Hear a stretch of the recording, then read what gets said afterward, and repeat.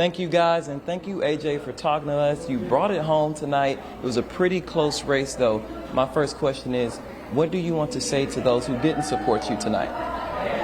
It's time to unify. It's time to heal.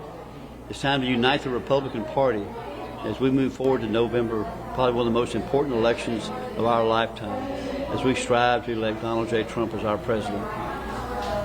And so you've discussed your plans with Border Security. You discussed your experience with Border Security extensively.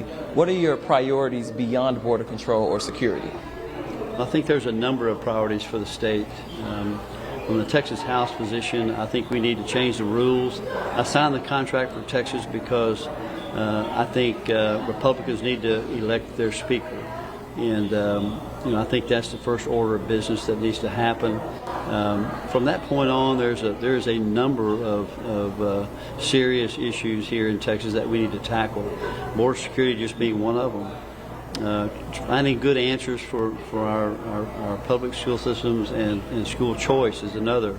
And obviously, we're looking at different ways to try and curb appraisal creep and keep our property taxes down where they're workable, where they're livable, where we don't have struggling families that are trying to pay their property taxes, lose their property. Now, in November, you take on Stephanie Bassam. Why do you think that this district needs a conservative leader more so than a liberal leader? Well, conservatism is what built this state. It's what it's how Texas became Texas.